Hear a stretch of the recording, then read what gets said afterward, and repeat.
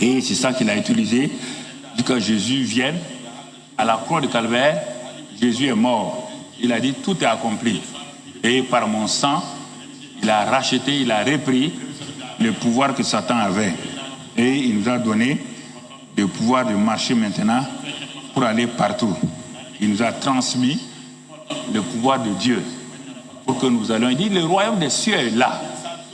Vous avez vu le royaume que j'ai manifesté? Oui. Donc, je vous donne ce royaume-là afin que vous puissiez aller manifester. Allez manifester. Et c'est pourquoi j'ai parcouru le monde pour aller de pays en pays. Parfois, j'étais en Inde tout seul, devant les grands fétiches indiens. Pas de peur. Rien, mon ami. J'étais en Thaïlande, j'étais au Brésil, j'étais dans tous ces pays, Algérie, Maroc, Éthiopie. Je suis allé dans tous ces pays-là, de fond en comble. J'ai vu des choses terribles. Mais je n'ai pas eu peur. Je sais qui est en moi. Ce n'est pas Mamadou Karambiri. Je sais quelle est la puissance qui est en moi. Je sais qui est dans mon cœur. Pourquoi aurais-je peur? Si le sorcier n'a pas peur, pourquoi vous voulez que moi j'ai peur? Si le sorcier a confiance en Satan qui est en lui, si le magicien a confiance en Satan qui est en lui, pourquoi vous voulez que moi j'ai peur quand Jésus-Christ, le Seigneur des Seigneurs, est en moi? Quelle est cette pensée-là? Quelle est cette idée-là? Comment vous pouvez mépriser Jésus-Christ? Il dit qu'il est plus grand que ce qui est au dehors. Quand il était sur la terre, Satan le pliait. Satan le suppliait. Les démons disent, nous te connaissons. Tu es venu pour nous perdre avant le temps. Jésus dit, sors. Et les démons sortaient. Si les démons sortent, il nous a donné son nom. Il dit, en mon nom, vous résisterez à Satan.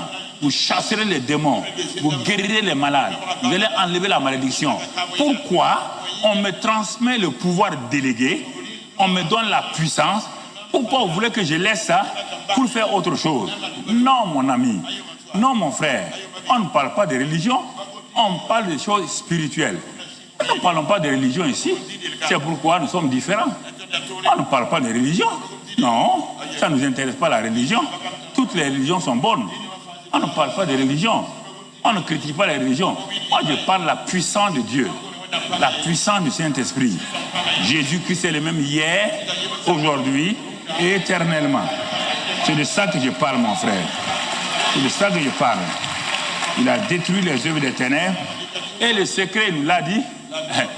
Il nous a dit le secret. Quand on lui a dit, mais pourquoi tu fais ça? Il dit, je vais te citer quelque chose. Je vais te citer Ésaïe 61. Il dit, là-bas, il est écrit quoi? L'Esprit du Seigneur est sur moi parce qu'il m'a oint.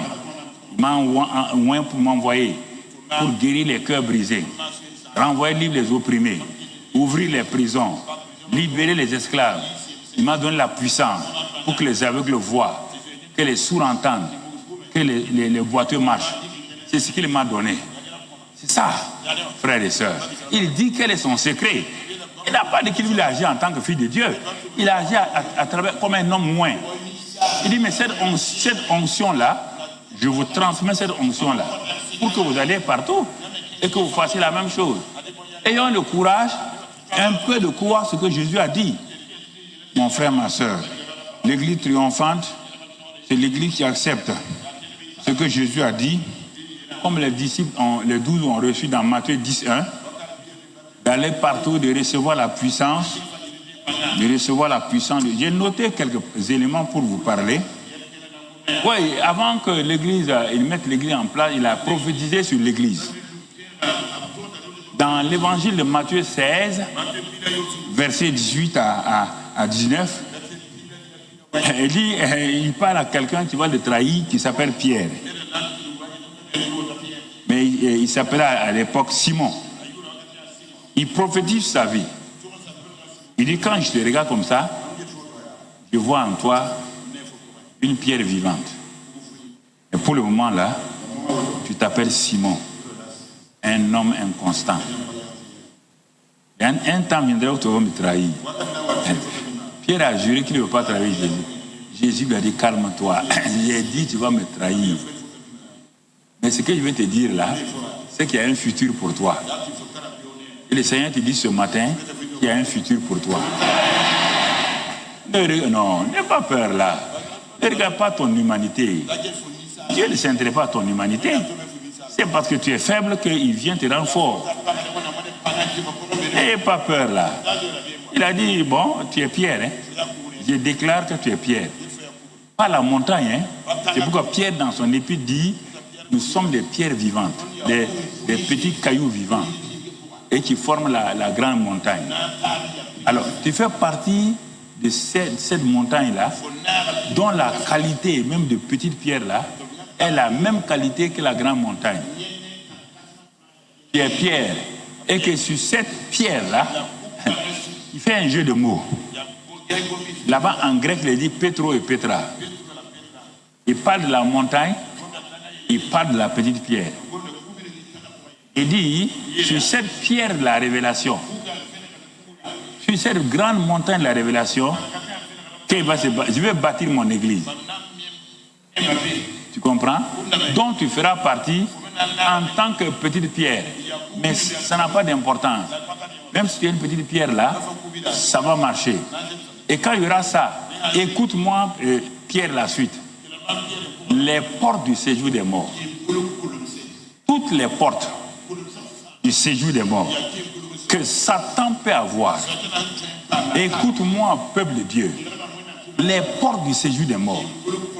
Écoute, si nous écoutions ça, si les pasteurs avaient écouté ça, si les prêtres avaient écouté ça, l'église ne serait pas en train de venir au culte et puis aller voir un féticheur, un magicien.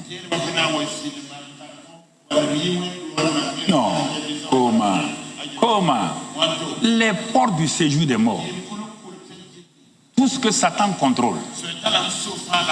Il dit, ne prévaudront point contre l'église. Ne peut pas prévaloir. Elles vont venir, mais elles vont s'arrêter. Nous devons donner tort à Jésus. Nous voulons aller prier, jeûner. Jésus ne t'a pas dit d'aller prier, jeûner pour avoir ça. Il t'a dit ça. Il a dit ça à Pierre. Regarde. Faut pas, parce qu'on te dit qu'il y a un prophète qui dit des choses, toi tu suis les prophètes au hasard. Le prophète des prophètes. Ramenez-moi le verset. Le prophète des prophètes. Qu'est-ce qu'il a dit?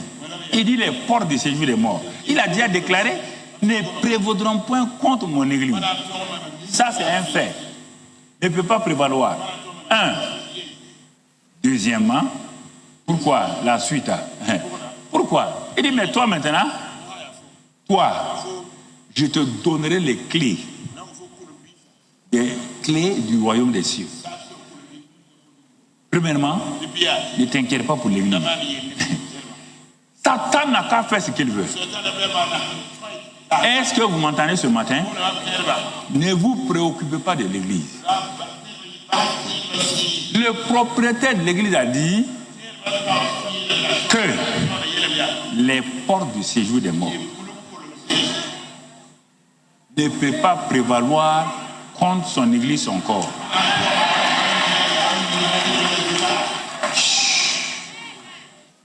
Les portes du séjour des morts ne peuvent pas prévaloir contre mon église. Et dans cette église-là, il y a des petites pierres vivantes.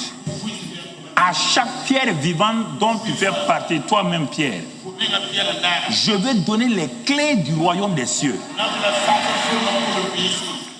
Je vais te donner un trousseau. Si l'église avait compris ça là, mais vous allez partir prier sur quel prophète? Tu as des clés de ta maison, non? Chaque fois pour ouvrir ta maison naturelle, là, tu pars trouver un prophète pour venir ouvrir ta maison. Alors, pourquoi spirituellement vous partez chercher les prophètes? Pour faire quoi? Pour faire quoi? Donc, quand tu vas arriver chez toi à la maison, il faut que tu téléphones à un prophète. Hé, t'es prophète, je suis devant ma maison, hein? J'ai les clés maintenant. Alors, prophétise, je vais ouvrir ma maison.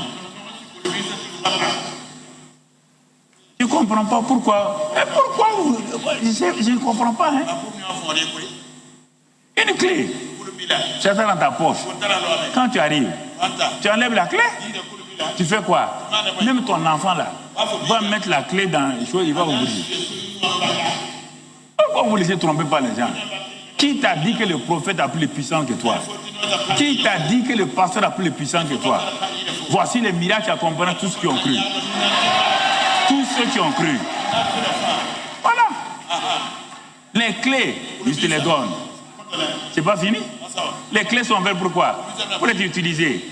Donne-moi la suite du verset. Donne-moi la suite du verset. Qu'est-ce qu'il est écrit là-bas? Hein? Ce que tu liras sur la terre, le ciel a déjà occupé de ça. Hey. Ah. Arrêtez le christianisme d'endormissement, de tromperie là. Ce que tu vas lier là, le ciel a déjà dit Amen. Lier veut dire quoi? Ce que tu permettras, ce que tu feras, le ciel est derrière toi. Alléluia.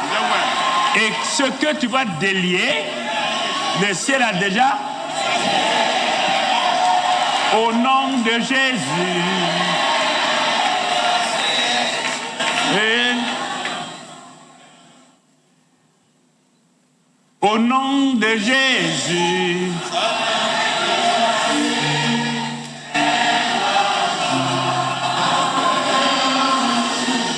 Amen. Amen. Regardez, le pouvoir a changé de... Le pouvoir est dans quelle main? Les mains de l'Église. Et tu fais partie de... C'est pourquoi il a dit, je vous donne le pouvoir de marcher sur les serpents et les scorpions, sur toute la puissance de l'ennemi. Et rien ne pourra vous nuire. Alléluia. Alléluia. Ah. Non.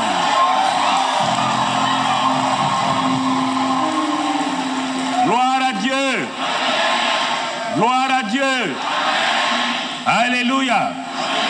Mon frère, ma soeur, c'est ce qu'il nous a dit. Il dit, je vous ai donné le pouvoir, asseyez-vous, de triompher.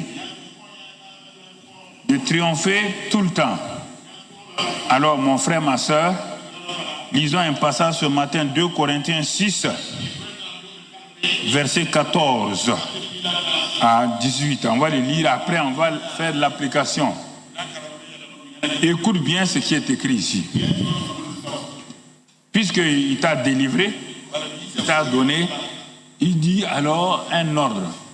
Ne vous mettez pas avec les infidèles sous un joug étranger. Regarde la comparaison que Dieu fait entre toi et les autres. Regarde ton nom. Regarde ton nom. Quel rapport y a-t-il entre la justice et l'injustice et l'iniquité?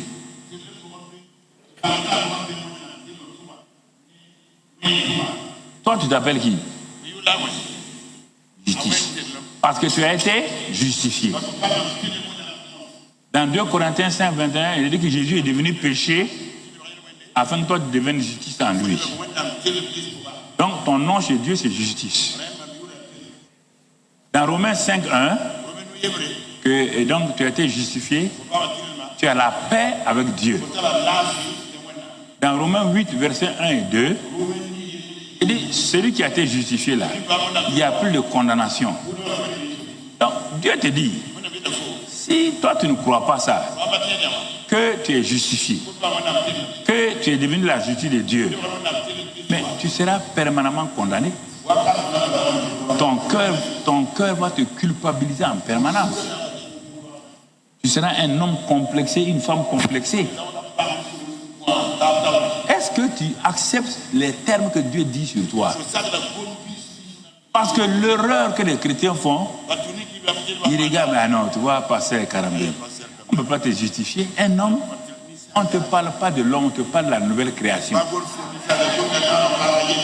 Ton vieux homme qui était iniquité est quoi? A été quoi? Et si tu vis, qui vit maintenant? Galates 2, 20 dit que qui vit? C'est toi qui vis. Qui vit en toi? Jésus s'appelle quoi? Justice. Et il vit à ta place. Comment tu peux être condamné? Mais c'est pourquoi tu pars jeûner et prier. Quand tu pars jeûner, tu pars courbé. Seigneur, je suis condamné. J'ai péché. Ah, Seigneur, est-ce que tu vas me pardonner? Du matin au soir, tu es en train de répéter la même chose. Seigneur, pardonne-moi. Parce que tu veux que ton cœur charnel là accepte. C'est la foi n'a rien à voir avec ton cœur charnel. Je veux dire que dans 1 Jean 1,9 que si nous confessons nos péchés, si tu confesses, tu proclames ton péché, Dieu est fidèle et juste. Pour faire quoi? Pardonner et... Alors, si tu rentres avec ça, même la première minute, tu rentres, tu te mets à genoux. Tu vois ce verset-là. Tu vas rester encore? Tu vas rester pour faire quoi? Tu confesses, tu te lèves, tu t'en vas. Mais, on va te dire, mets-toi à genoux. C'est pas fini, hein? Maintenant, prends des cailloux. Agenouille-toi sur les cailloux. Comme ça, quand tu auras mal là, tes genoux, Dieu va te pardonner. Par ton péché là, je ne sais pas quels sont les noms qu'on a donnés. Moi, je ne suis pas ancien chrétien. Je ne connais pas véniel, péniel, téniel, je ne connais pas. Péché véniel, péché téniel, je ne connais pas ça. Péché, c'est Christ a apporté tous nos. Il dit, si tu confesses. Écoutez-moi, si vous ne croyez pas ça là, à 1 minute, si vous ne croyez pas à ce pardon des péchés là, à 1 minute de votre mort, si vous péchez, donc vous allez directement en enfer. Si vous ne croyez pas qu'il pardonne, qu'il purifie, à 1 minute, si vous mourrez et que vous êtes dans le péché, vous n'avez pas eu le temps de confesser, vous allez en enfer. Il faut arrêter ces mensonges des pasteurs et qui racontent des histoires. C'est écrit dans la Bible, c'est pas moi qui l'ai dit. Est-ce qu'un homme peut vivre sans commettre un péché? Non, on te donne la voie pour te sortir, tu es là, tu es en train d'hésiter.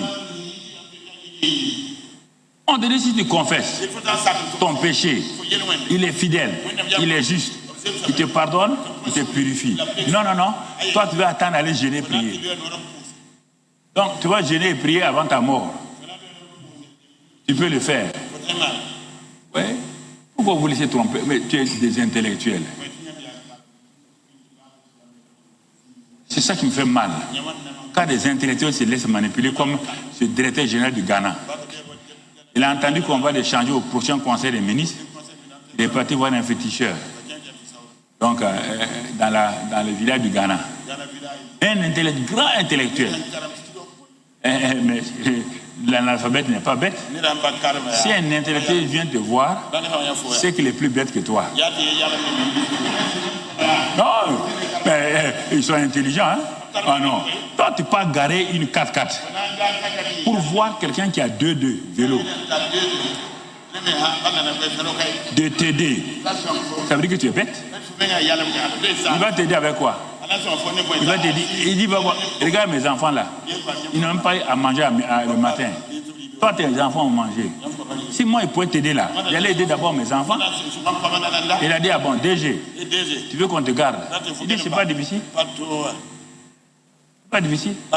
Il dit, bon, enfin, c'est pas difficile. Avec moi là, c'est pas difficile.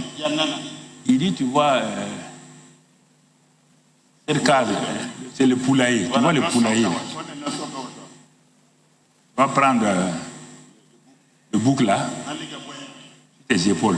Tu vas faire marche arrière.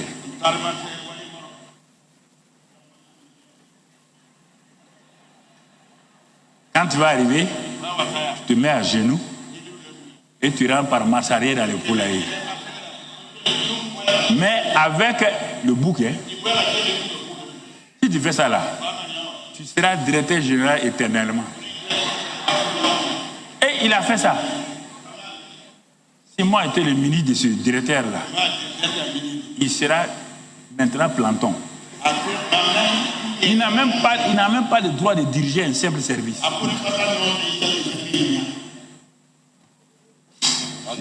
C'est terrible, hein? Et Et ce sont les intellectuels. Intellectuels. Quand il va te prendre le double intégral, factorisation, défactorisation intégrale.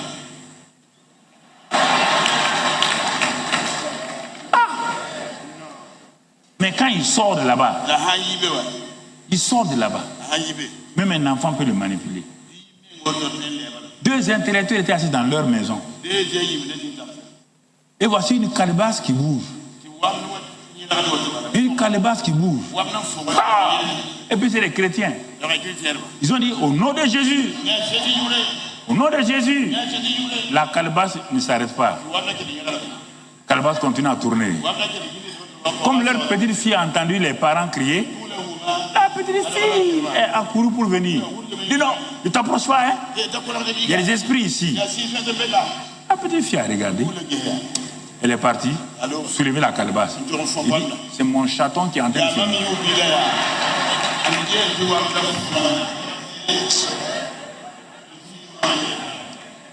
Mon chaton est en train de mourir, il dit que c'est un démon.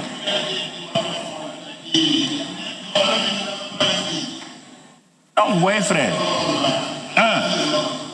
nous sommes la justice de Dieu. On ne peut pas se comparer à l'iniquité. Deuxième nom que Dieu nous a donné après justice. Tu ramènes le verset.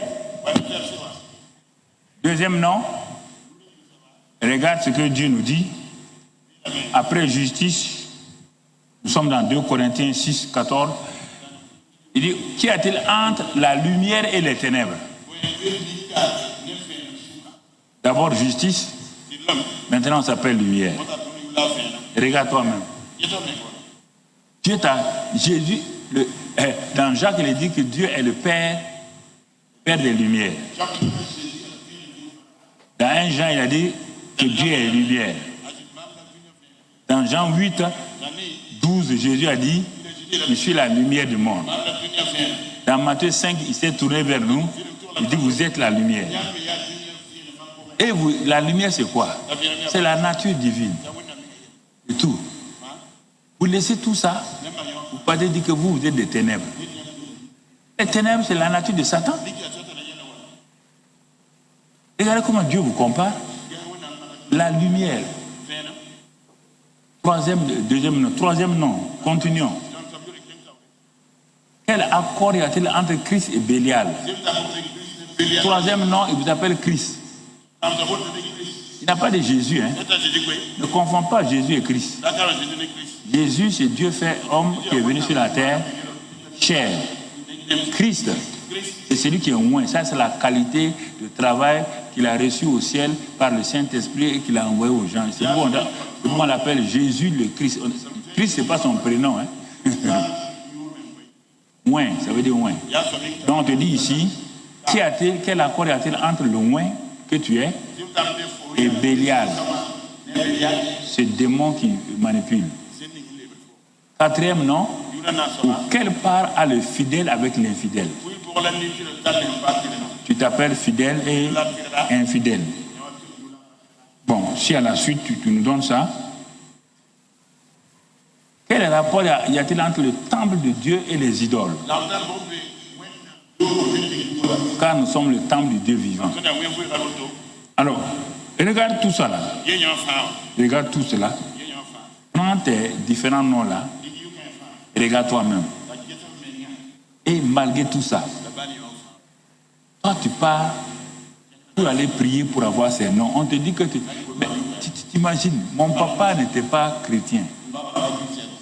S'il me voyait aller prendre ma Bible, il dit, tu vas où? Je m'en vais prier et jeûner. Pour faire quoi? Il va aller jeûner et prier pour être sûr que mon nom s'appelle Mamadou Karambi. Mon père va demander, est-ce que tu es devenu fou ou quoi? C'est moi qui t'ai donné ce nom-là. Que tu jeûnes, tu ne jeûnes pas, tu t'appelles Mamadou Karambi. Pourquoi vous aimez aller humilier Dieu? Il a dit, tu t'appelles justice. Amen. Tu t'appelles lumière. Joue le rôle de lumière. Tu t'appelles fidèle. Tu joues le rôle de fidèle. Non. Tu cherches quoi? Quand tu vas aller là, qui va te donner? C'est ça qui a trompé Adam et Ève. Je fais de vous, faisons l'homme à notre ressemblance, à notre image. Une déclaration divine. Quelqu'un vient vous dire, avez-vous bien entendu que vous êtes à l'image de Dieu, que vous êtes à la ressemblance de Dieu? Non, vous n'avez pas bien entendu. Et vous mettez votre oreille sur ça.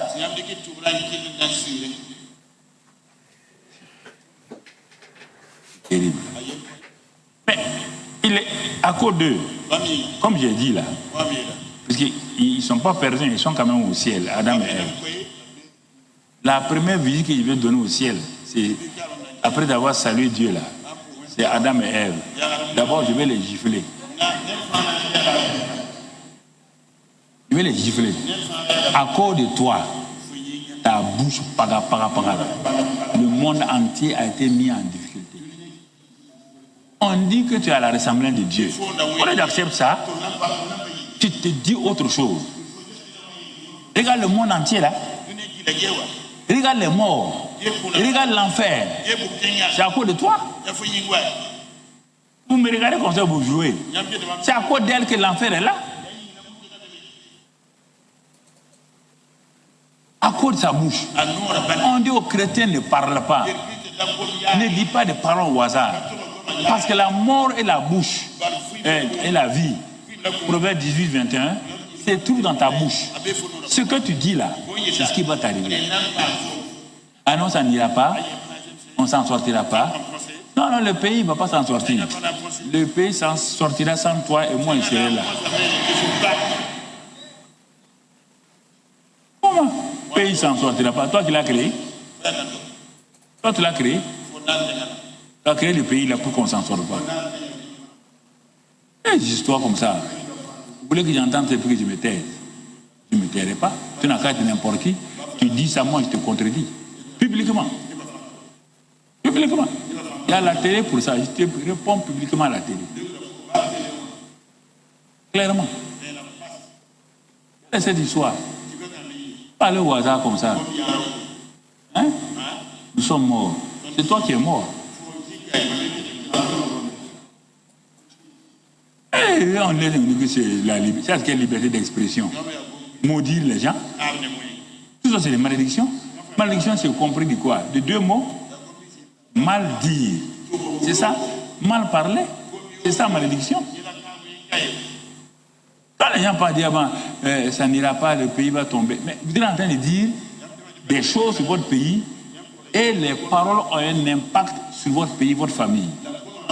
Regarde les mal parleurs là. Regarde leur famille. Les familles ne vont pas loin. Ils ont maudit la femme, maudit les enfants, mal parlé. Ah, des femmes, hein, comme ton père m'a fait souffrir là. Quand tu vas te marier, ton mari va te faire souffrir. Une femme insensée comme ça. Toi, tu as déjà maudit ta fille. Tu as déjà maudit ta fille qu'elle va souffrir. Après, maintenant, le jour du mariage, tu dis on va proclamer bénédiction sur l'enfant. Tu as déjà attaché l'enfant? Vos paroles vous créent des problèmes. Mon ami, j'ai un voleur, non? Comme tu es venu silencieusement comme ça. Donc, tu comprends? Et là, joue avec ça. On dit, non, le type l'a dit la vérité. C'est pas la vérité, il est en train de vous mourir. Les gens, on dit que des chanteurs maudissent leur pays. On dit non, le gars là, c'est un chanteur révolutionnaire. C'est un chanteur maudisseur. C'est pourquoi vous avez des problèmes. Quand vous ne comprenez pas les choses, il faut faire attention. Faites attention. C'est ça qui a amené des guerres. Les gens ne savent pas. Moi, je m'avais dit pourquoi les guerres ont éclaté dans tel pays. C'est à cause de leurs paroles. À cause de leurs paroles. Les politiciens parlent mal. Les scientifiques parlent mal. Tout le monde parle mal. Mais ils sont en train de se maudire. C'est écrit dans la Bible.